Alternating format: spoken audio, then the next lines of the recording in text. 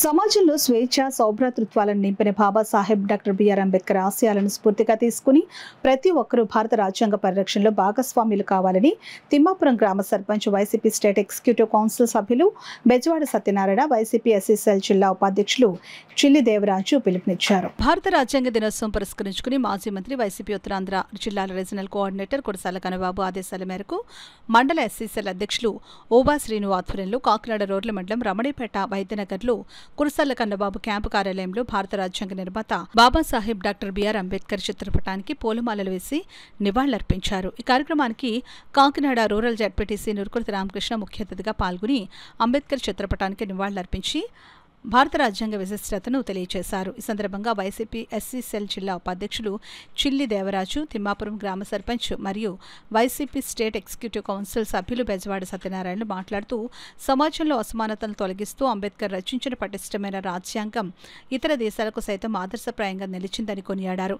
సమాజంలో స్వేచ్ఛ సౌభ్రాతృత్వాలను నింపిన బాబాసాహెబ్ డాక్టర్ బిఆర్ అంబేద్కర్ ఆశయాలను స్ఫూర్తిగా తీసుకుని ప్రతి ఒక్కరూ భారత రాజ్యాంగ పరిరక్షణలో భాగస్వాములు కావాలని పిలుపునిచ్చారు.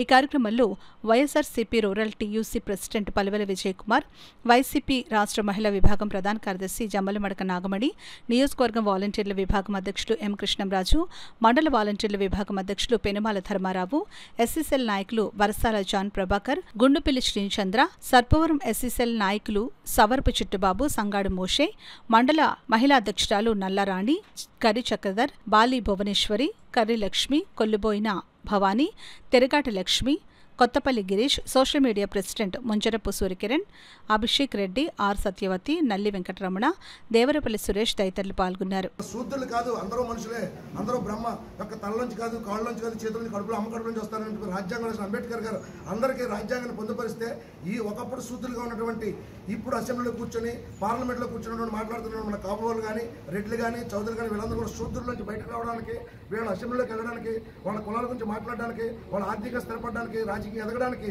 భారత రాజ్యాంగ నిర్మాత యొక్క అంబేద్కర్ రాజ్యాంగం యొక్క విలువలను గమనించాలని ప్రతి ఒక్క వ్యక్తి కూడా ఈ రోజు రాబోయే మన స్వంతం 79 సంవత్సరాలు అవుతున్నా సరే కానీ ఇంకా అంబేద్కర్ విగ్రహాలు ఎస్సీపేటలోనే కనబడుతున్నాయి. దయచేసి గమనించండి.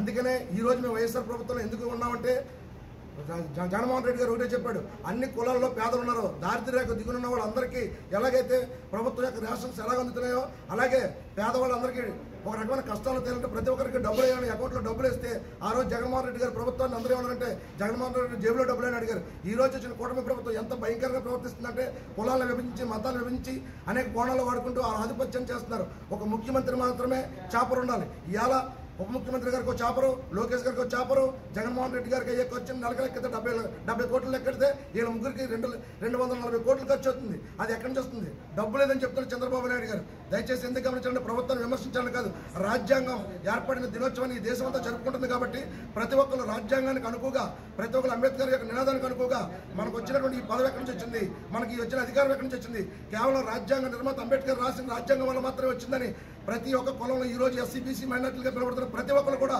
వాళ్ళ పేటల్లో వాళ్ళ వీధుల్లో అంబేద్కర్ విగ్రహాలు నిర్మించుకొని ఆయన జయంతులు వర్ధంతులు అలాగే ఈ రాజ్యాంగం యొక్క పొందుపరిచిన దినాలను జరుపుకోవాలని సభంగా కోరుకుంటూ నా పేరు విజయ్ కుమార్ పల్లివల. నిజంగా ఇవాళ బాబాసాహెబ్ అంబేద్కర్ రాసిన రాజ్యాంగమే లేకపోతే ఇవాళ వాళ్ళకి ఎదురు తిరిగే ఎవరైతే ప్రశ్నిస్తారో వాళ్ళందరినీ కూడా జైల్లో పెట్టే పరిస్థితి ఈవేళ ఈ ప్రభుత్వంలో ఉన్నది.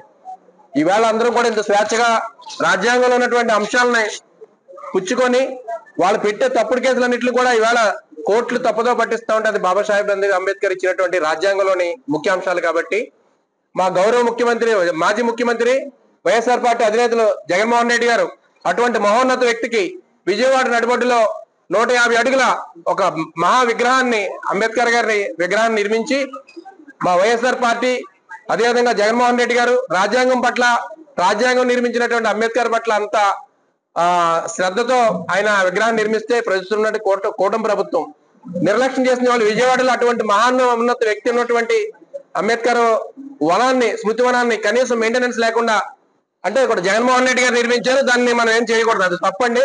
దయచేసి ప్రభుత్వాన్ని ఒకటే మేమంతా కూడా వెలిగింటున్నాం. అటువంటి బాబాసాహెబ్ అంబేద్కర్ లాంటి భారతరత్న అంబేద్కర్ గారిని ఎవరో అగౌరవపరచకూడదు. ఆయన్ని ఒక జాతికే కాదు, యావత్ ప్రపంచంలో ఉన్నటువంటి ప్రతి అందరికీ కూడా ఆయన ఒక మహోన్నత వ్యక్తి. కాబట్టి ఈ రోజు భారత రాజ్యాంగ దినోత్సవం సందర్భంగా మరొకసారి ఆ మహోన్నత వ్యక్తికి మనంతా కూడా హృదయపూర్వక నివాళులు అర్పించవలసిందిగా మనస్ఫూర్తిగా కోరుకుంటూ జోహార్ డాక్టర్ బిఆర్ అంబేద్కర్ రాజ్యాంగాన్ని రచించి 70 సంవత్సరాలు అయింది కనుక ఆ సందర్భంగా అంబేద్కర్ని స్మరించుకోవడానికి మీ కార్యక్రమాన్ని ఏర్పాటు చేశాం.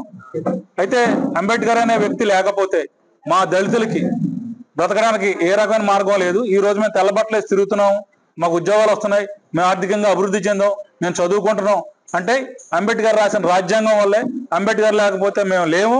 ఈ రోజు ఓసీల మధ్యన బీసీల మధ్యన మేమందరం కలిసి తిరుగుతున్నాం. మాకు ఒక రకమైన గౌరవం దక్కుతుంది. మాకు ఒక రకమైన గౌరవం దక్కిందంటే అది అంబేద్కర్ వల్లే. అంబేద్కర్ రాసిన రాజ్యాంగాన్ని రక్షించుకోవాల్సిన బాధ్యత ఈ దళితుల మీద, ఈ భారతదేశ ప్రజలందరి మీద ఉందని తెలియజేసుకుంటూ